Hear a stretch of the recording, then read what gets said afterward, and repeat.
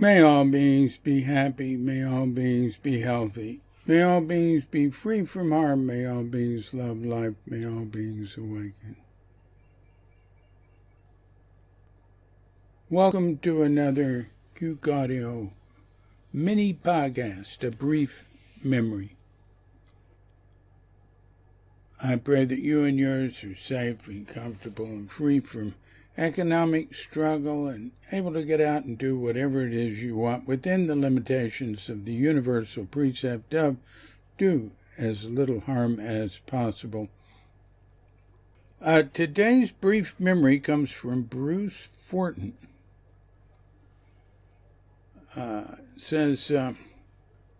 Bruce says, in 1970, I was practicing with a large group of people in San Francisco whose practice was verbal encounter, telling other people what you saw of their conditioned self.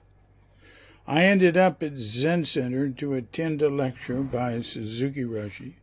The only thing I remember about the lecture is how Suzuki Roshi picked up and set down his teacup during his lecture. After lecture, a large group of people were gathered in the courtyard at 300 Page Street.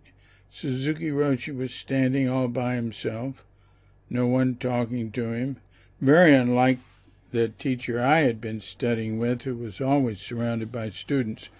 I walked up to him and asked if I could talk to him. Not unkindly, he simply replied with one word: no. Being an attorney and fond of the use of words, I learned something about the limitation of verbal teaching and about boundaries in that exchange. That's very interesting to me. That is so unusual. That is such an unusual response from Suzuki.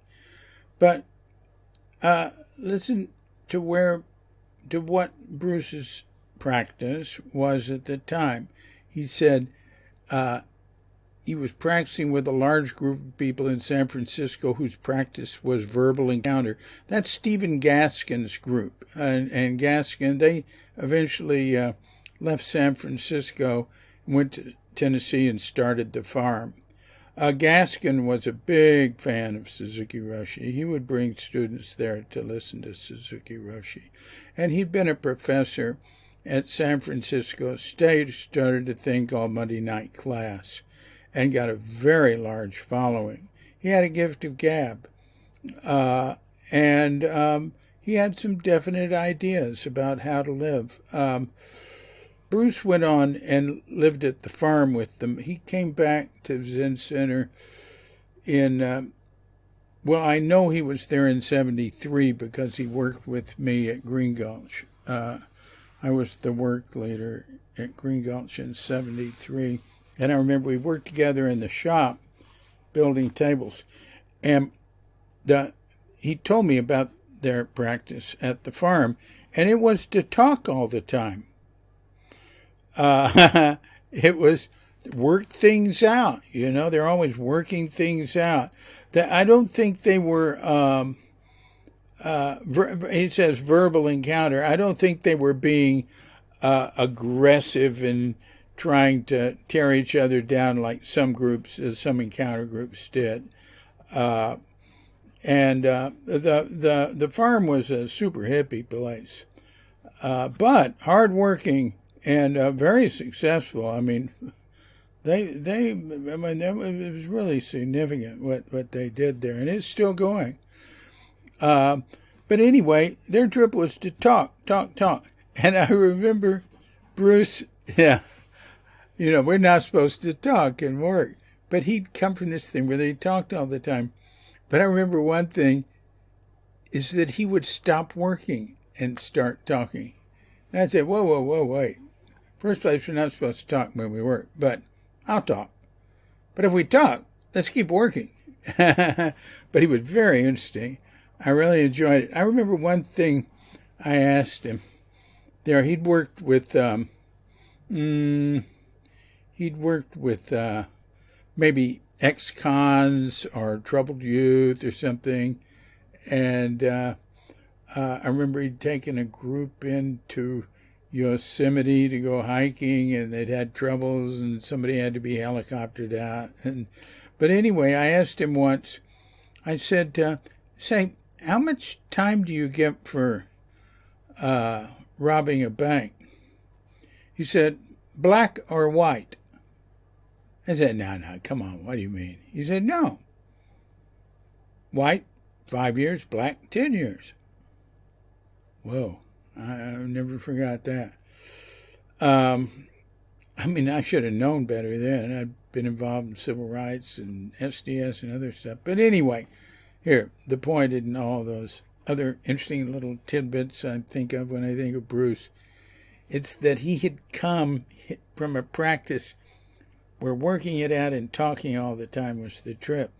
And he came to Zen Center, and there was Suzuki standing by himself. And he went over to say hello to him and said, can we talk? And Suzuki said no. I mean, that was the perfect thing to say to Bruce at the time, or it could be seen that way. Very impressive. And again, like I say, just really unusual. Especially for Suzuki to relate that way to somebody who wasn't closer to him, wasn't somebody who'd been around. Very interesting. So thanks a lot, Bruce. Bruce, I just went to a Zoom surprise birthday party for him. He turned 80 in a meeting with his Occidental Laguna Sangha in Sebastopol, California. And that was great. And it's been great to know him all these years, him and his wife, Chris. So thanks a lot for that memory, that brief memory, Bruce Fortin. This has been a brief memory, a mini podcast.